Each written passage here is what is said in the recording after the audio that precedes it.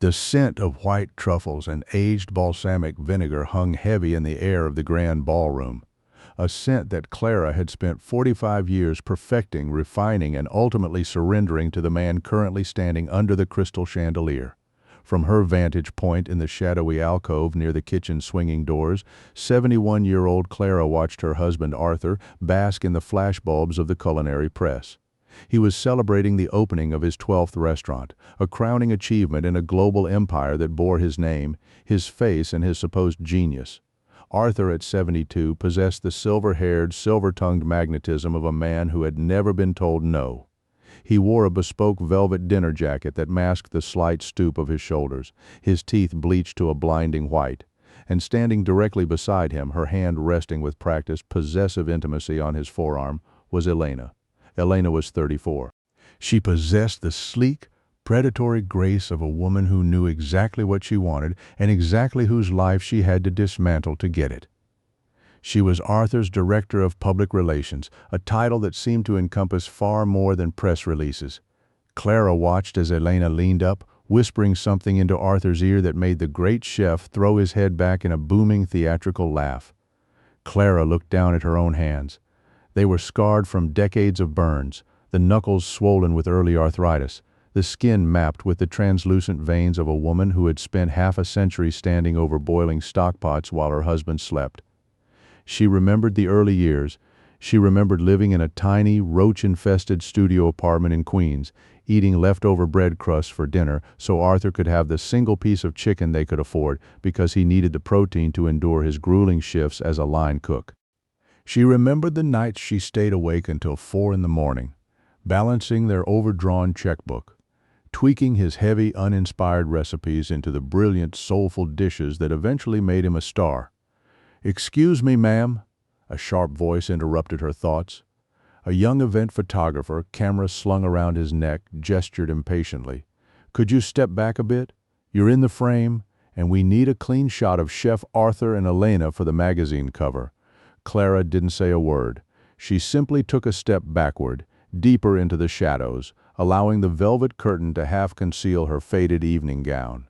She was the wife, the foundational stone, and yet she was entirely invisible. She didn't know it yet, but the true depth of her invisibility was about to be laid bare in a way that would shatter her soul into 1,000 jagged pieces. The betrayal did not come with a scream or a shattered plate or a dramatic confrontation. It came 3 weeks later in the sterile, soundproofed conference room of a Manhattan high-rise, surrounded by men in suits whose hourly rates cost more than Clara's childhood home. The rain beat against the floor-to-ceiling windows, casting long, weeping shadows across the polished mahogany table. Clara sat in a stiff leather chair, her hands folded neatly in her lap. Across from her sat Arthur. He wouldn't look at her. He was obsessively adjusting the cuffs of his tailored shirt, his eyes fixed firmly on the brass nameplate in the center of the table. Elena sat directly next to him. She wasn't just attending as an observer. She was leaning into Arthur's space, an anchor of entitlement. A massive, flawless diamond caught the harsh fluorescent light on her left ring finger. It had taken 6 agonizing months to reach this table. 6 months since Arthur had sat Clara down in their penthouse living room, a room she had designed, filled with art she had curated, and told her, with the cold clinical tone of a surgeon amputating a limb, that she was tired, that she needed to rest, that he was doing her a favor by setting her free because his life was moving at a pace she could no longer match. For 6 months, Arthur's ruthless corporate legal team had dissected Clara's entire existence. They had taken her 45 years of devotion, her miscarriages, her silent suffering, her recipe creation, and reduced it all to a legal footnote.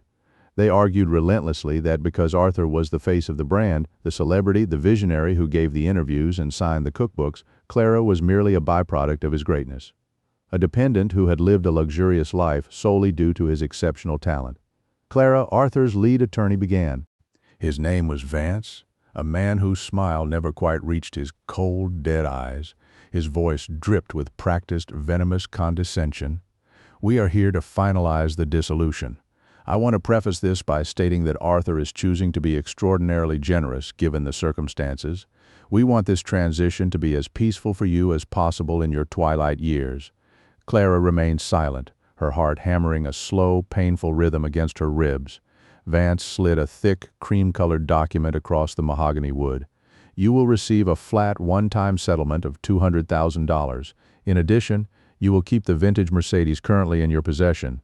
This capital is more than enough for a woman of your age, with your minimal lifestyle requirements, to live out her days quietly and comfortably. $200,000, Arthur's culinary empire was valued at over $60 million. In exchange, Vance continued smoothly, not missing a beat, Arthur retains full, unencumbered ownership of the 12 restaurants, the corporate holding company, the Manhattan penthouse, the summer estate in the Hamptons, and all associated liquid investments, intellectual property, and branding rights. Clara looked at Arthur. She stared at the man she had loved for nearly half a century. She wanted him to look up. She wanted to see a flicker of shame, a ghost of the boy she had married, the boy who had cried in her arms when his first restaurant failed, the boy whose debts she had paid by working 3 jobs. Arthur simply checked his expensive watch. "There is one final asset," Vance said, his tone shifting to one of mild amusement, as if he were discussing a piece of lint. He reached into his leather briefcase and pulled out a yellowed, water-stained deed. He pushed it across the table with a single manicured finger. "Arthur is also transferring sole ownership of the Blackwood property to you. Free and clear of any corporate ties." Across the table, Elena let out a soft, breathy laugh. It was a terrible sound. "The old rotting mill up in the mountains? Arthur, darling, you cannot be serious. The property taxes alone are a complete waste of money, and the structural integrity is basically non-existent. It's a liability." Arthur finally raised his head. His eyes met Clara's, and she felt a chill settle deep into her bones. There was no love left in him. There wasn't even hate. There was only the absolute calcified arrogance of a man who believed he was a god. "It's where we started, Clara," Arthur said, his voice smooth and empty. "You always had a pathetic sentimental attachment to the past.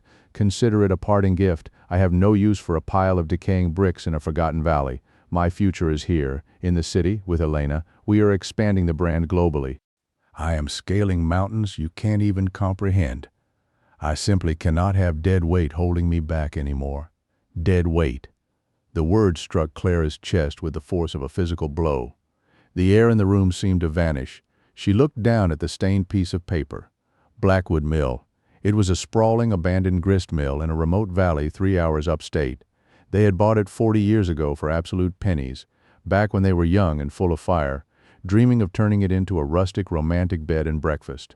But as Arthur's ambition mutated into greed, the dream of Blackwood was discarded. He had let it rot for 4 decades, frequently using it as a punchline at dinner parties, calling it a monument to their naive, impoverished youth. Clara's own lawyer, a young man who looked entirely out of his depth, leaned in and whispered frantically in her ear, "Clara, please do not accept this insulting offer. We can take this to trial. We can fight for a percentage of the restaurant group. You built that empire with him. The recipes are yours. You cannot walk away with pocket change and a ruined building." Clara looked past her lawyer out the window, watching the rain streak down the glass like tears on a cold cheek. She thought about the grueling, humiliating 2-year court battle it would take to get a fraction of what she deserved. She thought about the depositions. She thought about sitting in rooms just like this one, day after day, while Arthur's lawyers dragged her name through the mud, painting her as a hysterical, greedy old woman trying to steal a great man's legacy. She thought about spending her remaining years chained to Arthur's toxic ego, fighting Elena's petty, calculated insults, living in a constant, exhausting state of war. She was 71 years old. Her energy, her peace of mind, was the most precious commodity she had left. She realized with a sudden, crystal-clear certainty that if she stayed to fight for Arthur's money, she would die in the trenches of his hatred. She refused to spend another ounce of her life force on a man who viewed her as expired inventory. Clara reached out her scarred, trembling hand and picked up the heavy brass pen lying beside the document. "I accept," she said. Her voice did not shake. Her lawyer gasped, falling back into his chair as if he had been shot. Elena smiled a triumphant, venomous smile, leaning her head onto Arthur's shoulder. Arthur stood up, buttoning his velvet jacket with an air of profound relief. "A smart choice, Clara. For once in your life, you're being practical. Enjoy the quiet in the woods. It's what you're suited for." Clara signed her name on the dotted lines. She didn't say goodbye. She stood up, took the yellow deed to the mill, picked up her sensible handbag, and walked out of the conference room. She walked out of the high-rise building past the security guards who no longer recognized her and stepped out into the freezing city rain with nothing but a single suitcase in the trunk of her car. She had given up the empire. She had given up the luxury, the prestige, the millions she had rightfully earned. But as she stood in the rain holding the deed to a forgotten, decaying mill, she felt something strange stirring beneath the agonizing grief. She didn't feel defeated. She felt remarkably, dangerously free. The drive to Blackwood Valley took 3.5 hours, but it felt like a journey across a century. The paved, frantic highways of the city gradually surrendered to winding two-lane mountain roads. The sky darkened into a bruised purple, and a thick, creeping fog rolled down from the peaks. Finally, her tires crunched onto a neglected gravel path that disappeared into a dense, intimidating forest of ancient pine trees. When Clara finally parked her old sedan in front of the property, the engine ticking as it cooled, the silence of the valley was so profound it made her ears ring. She stepped out into the damp, freezing air and looked at Blackwood Mill. Elena hadn't been entirely wrong. The structure was monstrous, a massive, looming building of gray fieldstones sitting on the very edge of a rushing, violent river.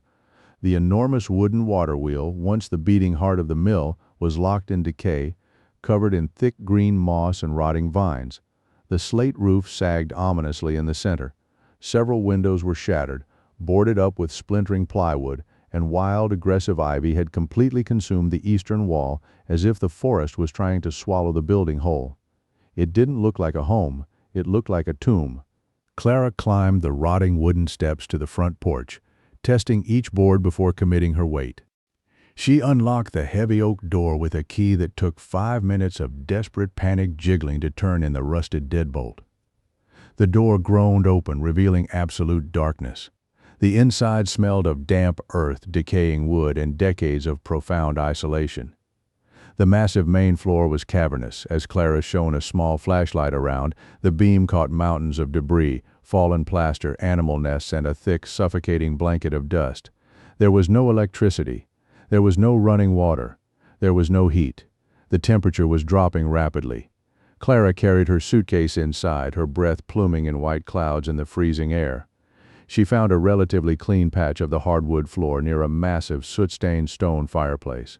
She laid out a cheap sleeping bag she had purchased at a gas station, wrapped herself in 2 thick woolen blankets, and lay down in the pitch black. That first night, the adrenaline faded, and the true, horrifying reality of what she had done crashed down upon her to crush her chest. She was 71 years old. She was sleeping on the filthy floor of a ruined, freezing mill in the middle of nowhere. She had limited funds, no safety net, no family, and no one in the world who cared if she woke up the next morning. The fear was a living, breathing monster in the dark. She listened to the aggressive roar of the river outside, sounding like a beast trying to tear down the walls. Clara curled into a tight ball and wept. She cried until her ribs ached, until her throat was raw, mourning the 45 years she had poured into a bottomless pit. She wept for the girl she used to be, the woman who had loved so fiercely and had been discarded like yesterday's garbage.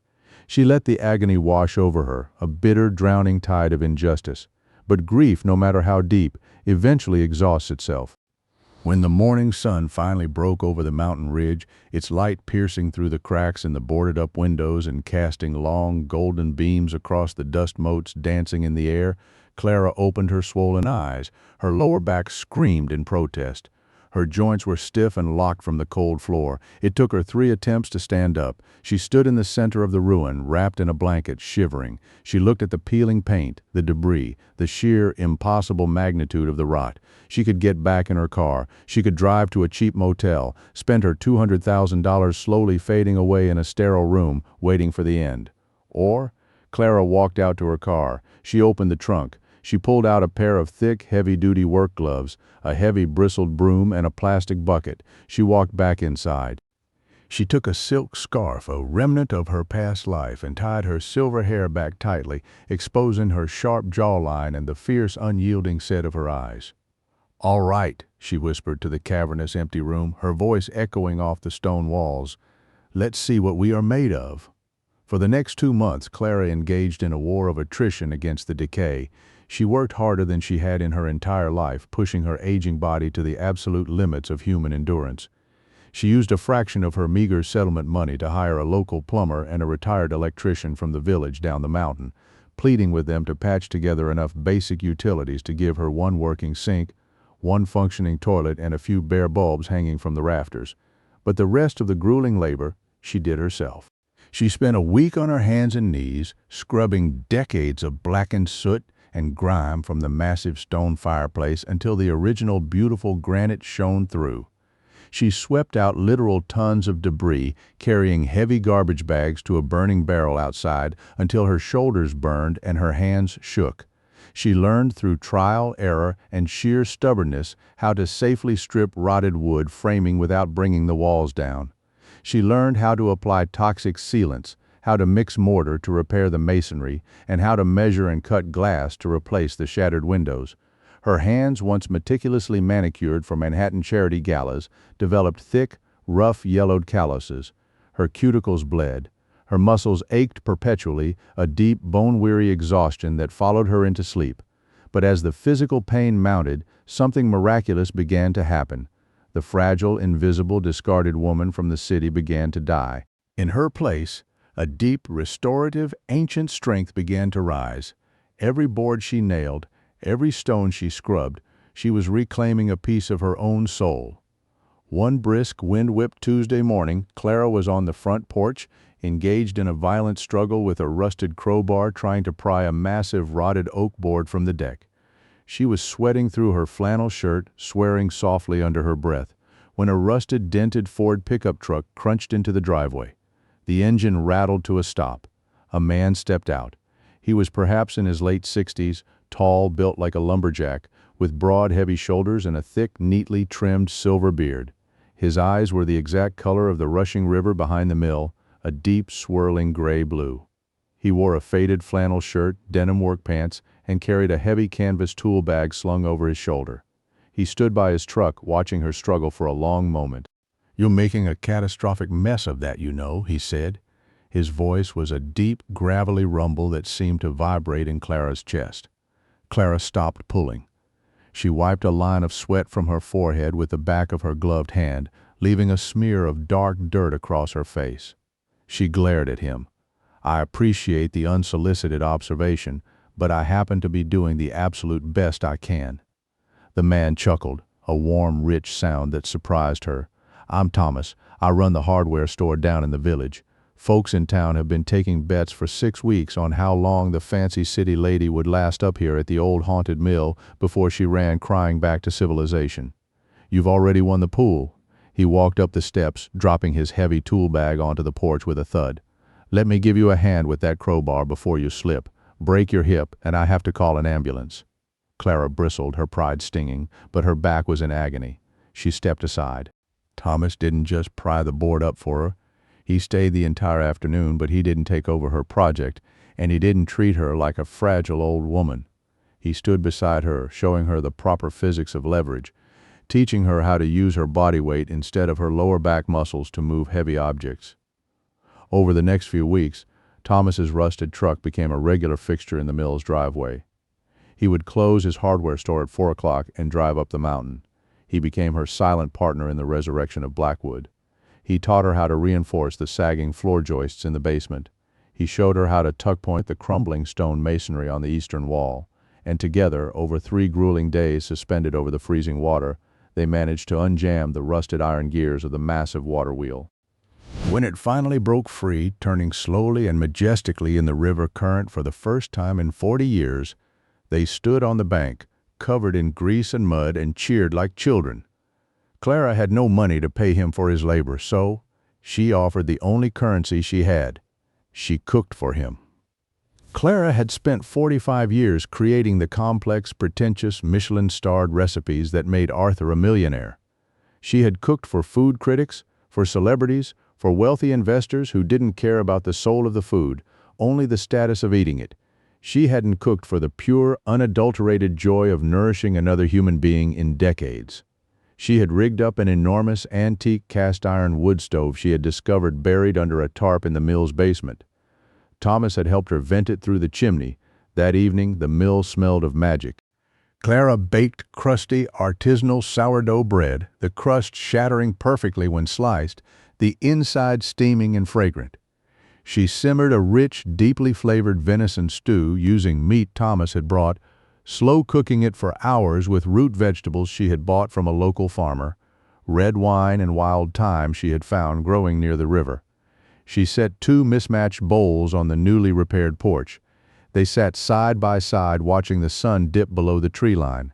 Thomas took his first bite of the stew. He stopped chewing. He closed his eyes, let out a long, slow breath, and gripped the edge of the table.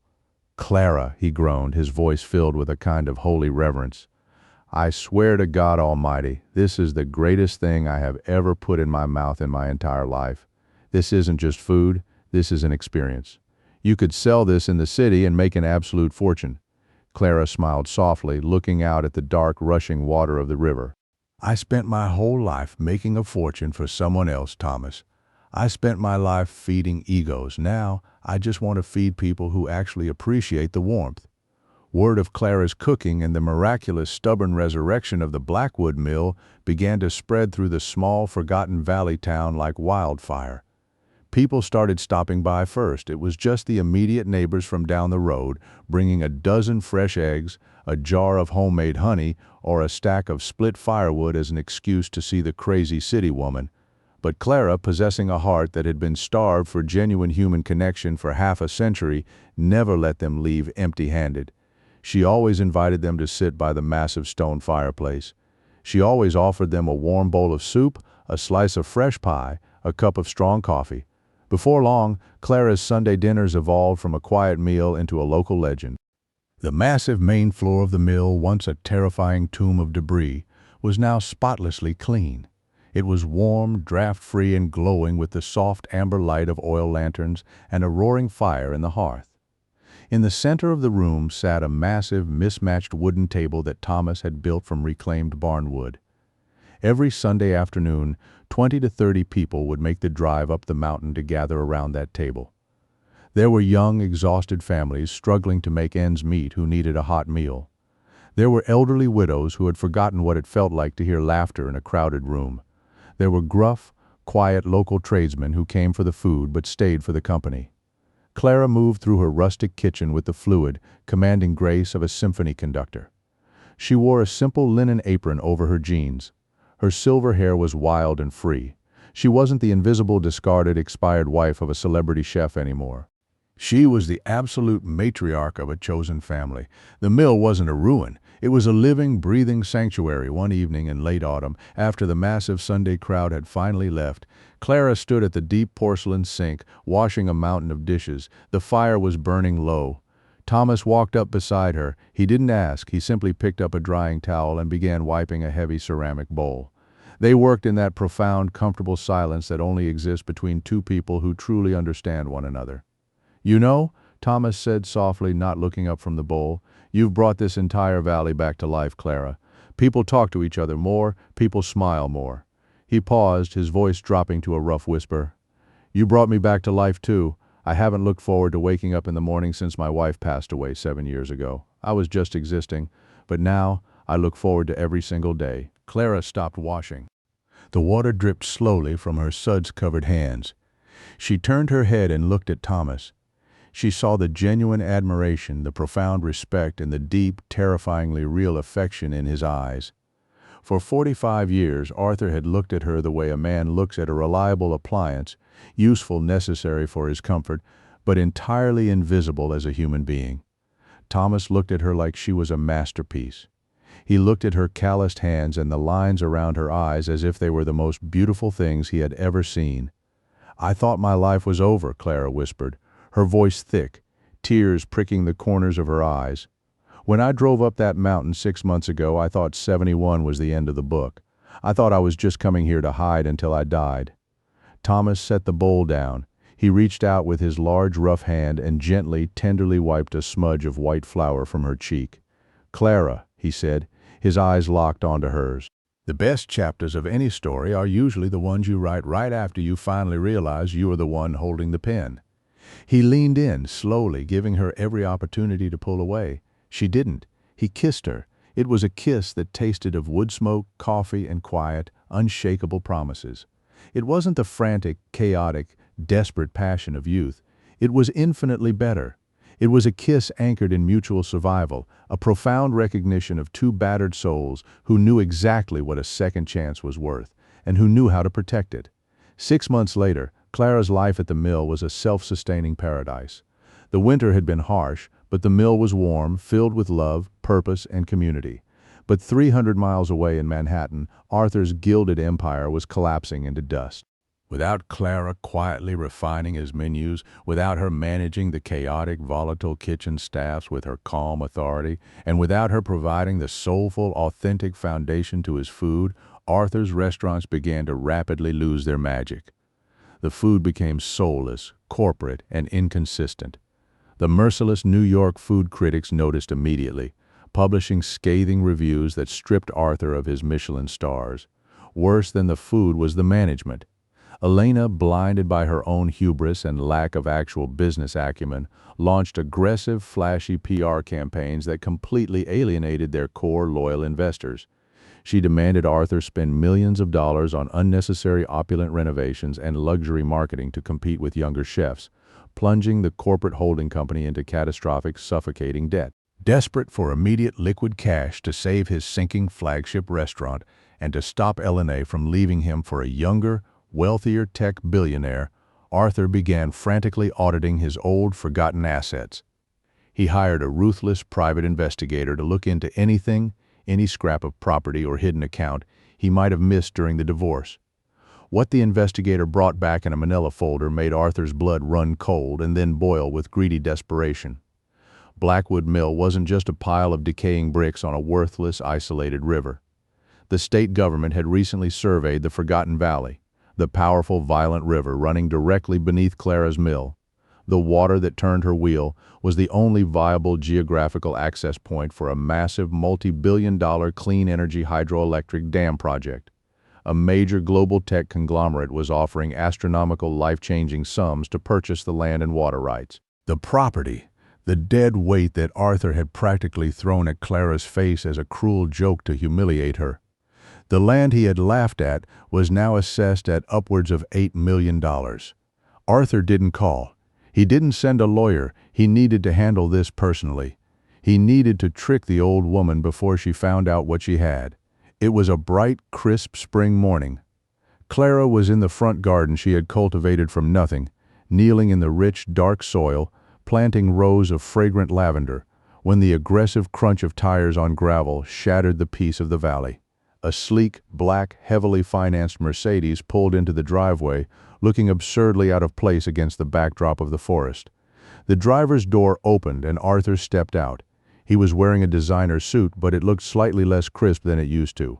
His hair was perfectly styled, but the roots showed gray. The arrogance was still painted on his face, but Clara, who had known him for half a century, could see the tiny fractures in his mask. It was brittle, hiding a deep, panicked desperation. Arthur stopped dead in his tracks, looking around in utter, paralyzed shock. The mill was breathtaking. The gray stone was pristine, the newly glazed windows gleamed in the sunlight, the massive wooden water wheel was turning slowly and majestically in the rushing river, and the air smelled of blooming flowers, baking bread, and pine needles. It looked like a spread in a luxury architectural magazine. Clara stood up slowly. She didn't rush. She brushed the dark soil from the knees of her denim overalls. She pulled off her gardening gloves. She looked at the man who had destroyed her life, who had humiliated her, who had treated her like garbage. She waited for the spike of fear. She waited for the old intimidation to return, the instinct to shrink, to apologize, to serve. She felt absolutely nothing. Nothing but a mild, passing annoyance that his expensive leather shoes were stepping on her freshly raked gravel. "Arthur," Clara said, her voice carrying across the yard, calm and flat, "you are trespassing on private property. What do you want?" Arthur recovered his composure, forcing a bright, charming smile, the exact smile he used for television interviews and investors. He walked toward her, arms open slightly as if approaching an old friend. "Clara, my God, you look Rustic, I must admit, you've done a quaint little job cleaning this old place up. It looks nice, very folksy." He stopped a few feet away, looking around dismissively. "Look, I'll get straight to the point. I'm a busy man.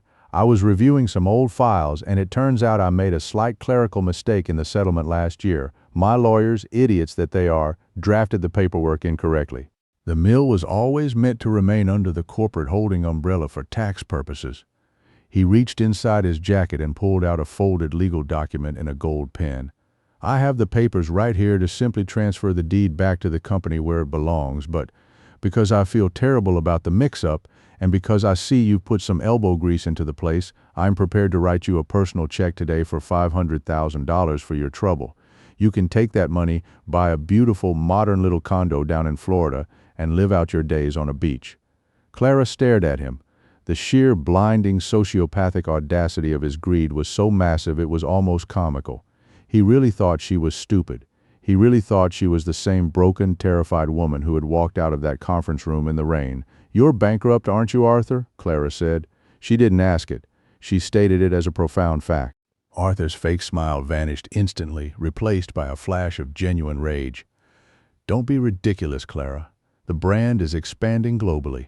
"You're drowning," Clara corrected him, her voice echoing with absolute, unshakable authority. She took a step toward him.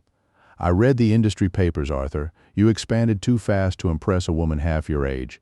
Elena spent too much money on velvet curtains and PR stunts.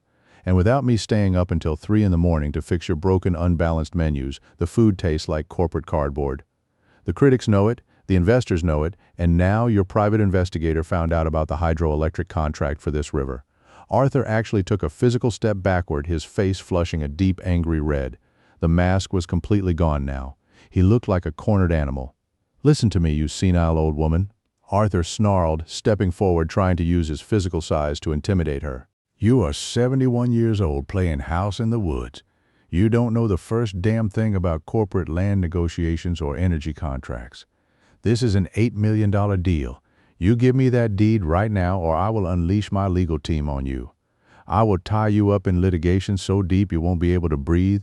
I will drag this out until you die of old age in a courtroom." The heavy oak front door of the mill swung open with a loud creak. Thomas stepped out onto the porch. He was wiping grease from his hands with a red shop rag. He didn't say a single word. He didn't yell. He just stood there on the top step, a towering, massive presence of quiet, lethal strength. His cold, gray-blue eyes locked onto Arthur with the intensity of a predator assessing a very small, very annoying threat. Clara didn't even look back over her shoulder. She knew Thomas was there. She knew he had her back. She knew she was entirely safe. But more importantly, she knew, with joyous certainty, that she didn't need Thomas to fight this battle for her. She had all the armor and all the weapons she would ever need.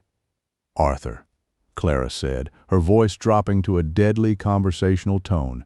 She stepped closer to him, forcing him to look directly into her eyes, eyes that were no longer tired but burning with decades of suppressed fire. "You clearly didn't bother to read the settlement document you forced me to sign last year. You were in far too much of a hurry to get back to Elena's arms." Arthur blinked, his brow furrowing in confusion. "What the hell are you talking about? When we bought this ruined mill 40 years ago, Clara explained slowly as if speaking to a slow child, "we were broke. We used money I inherited from my grandmother's life insurance to pay for the land. Because of that, the original deed was drafted solely in my maiden name. You never owned Blackwood Mill, Arthur. It was never a corporate asset. It was never part of your holding company." Arthur's mouth fell open slightly. "When your brilliant lawyers gave me this property in the divorce, they didn't transfer it to me. They drafted a waiver.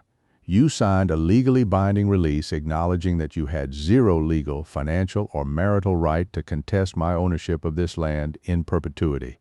It is airtight, it is ironclad, and it is completely legally bulletproof. Your own lawyers locked you out." Arthur's face went the color of ash, his mouth opened and closed, but no sound came out. The realization of what he had done, of the fortune he had arrogantly thrown away just to insult her, was crashing down on him in real time.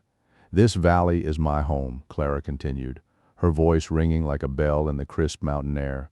"These people are my family. I am currently negotiating with the energy conglomerate myself, with the help of a very good lawyer from the village. I am leasing them the water rights while retaining full, absolute ownership of the land. The millions from that lease will go into an irrevocable trust to protect this valley from developers, fund the local elementary school, and ensure this mill remains a sanctuary for anyone who needs a warm meal and a safe place to rest. Clara. Clara, please, Arthur's voice broke. It was a pathetic, whining sound. The arrogance shattered completely, revealing the desperate, hollow, empty shell of a man underneath. He reached out, trying to grab her hand. Clara stepped back in disgust. I am going to lose everything. The bank is going to foreclose on the flagship restaurant next month. Elena is packing her bags to leave me. Please, we were married for 45 years. You owe me. You have to help me. Clara looked at the man she had served for almost half a century. She felt no pity. She felt no lingering anger. She just felt an immense, overwhelming relief that she was no longer chained to his sinking ship. I gave you 45 years of my life, Arthur, Clara said, her voice dropping to a whisper that cut deeper than any scream ever could. You sat in that conference room and told me I was dead weight. You told me my only value was taking my $200,000 and living quietly out of your way until I died. Well, Arthur, I am living my life exactly as I choose, and you have absolutely no place in it. She pointed a dirt-stained finger toward the gravel driveway. Get off my land, and if you ever show your arrogant face in this valley again, Thomas is going to throw you into the river. Arthur looked at Clara. He looked at her calloused hands, her fierce eyes, the magnificent million-dollar estate she had built from his garbage. He saw the terrifying, undeniable truth. The woman he had discarded wasn't a fragile, expired secretary. She was a queen, standing in the absolute center of an empire she had built with her own two hands. Arthur turned around, his shoulders slumped. He looked suddenly like a very old, very broken man. He got into his sleek, heavily financed car and drove away, back to the crumbling ruins of his own vanity, back to a city that would soon forget his name. Clara stood in the driveway, watching the dust settle. She heard footsteps on the gravel. She felt Thomas's strong, heavy arms wrap around her waist from behind, pulling her back against his broad chest. He rested his bearded chin gently on her shoulder. You handle that pretty well for a fancy city lady, Thomas murmured, his deep voice vibrating against her back. Clara closed her eyes, leaning back into his solid, unshakable warmth. She smelled the sawdust, the motor oil, and the pine on his shirt. She felt the beat of his heart. I'm not a city lady anymore, Thomas, Clara said softly, turning her head to press a kiss to his jaw. I am exactly where I belong. That evening, the mill was filled with a chaotic, beautiful symphony of laughter, clinking glasses, and genuine joy. Clara had roasted 3 massive chickens with fresh rosemary, lemon, and garlic, the skin crisp and golden. The massive wooden table groaned under the weight of the feast, surrounded by the loud, loving people of the valley. As she sat at the head of the table, looking down the length of her chosen family, Thomas reached under the wood and took her hand, his calloused thumb rubbing soothing circles into her skin. Clara looked at the roaring fire dancing in the great stone hearth. She had lost her penthouse, her savings, her status, and her entire past. She had been thrown to the wolves by the man she had trusted most in the world. But in letting go of a life that was suffocating her, she had finally, at 71 years old, found her true self. She had learned the hard, brutal lesson that a rusty key, a ruined building, and a broken heart were actually the greatest gifts the universe could have ever handed her. She had traded a sterile, loveless prison of marble for a warm, impenetrable fortress of stone and love. She was 71 years old, and her life had just truly, finally begun.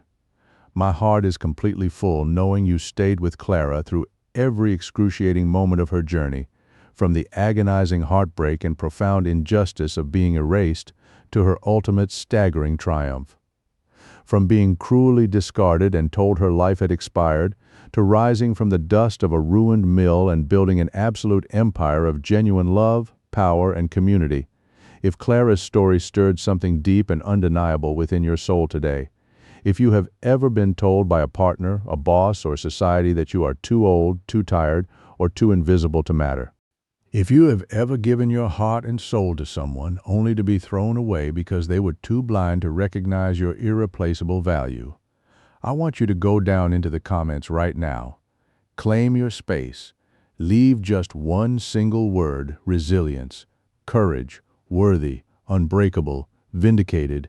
Leave the word that represents the exact defining moment you decided to stand up and take your power back from those who tried to steal it. Because Clara's story is the ultimate proof that the world and greedy people might try to erase you. They might try to take everything you have built, but they can never ever steal the fire inside your soul unless you willingly hand them the matches. Remember that loyalty is a currency that arrogant, greedy people will never understand until they are bankrupt. And remember that sometimes the greatest treasures, the greatest chapters of your life are hidden inside the exact places everyone else called a ruin. Please share this video with a woman in your life who desperately needs to hear this today. Share it with someone who needs to remember that her final chapter can be her greatest, most spectacular victory. Because here at Alex's Stories, we know the absolute truth. Strength doesn't expire. Justice never misses its mark, and you are never, ever too old to build the beautiful, vibrant life you so richly deserve.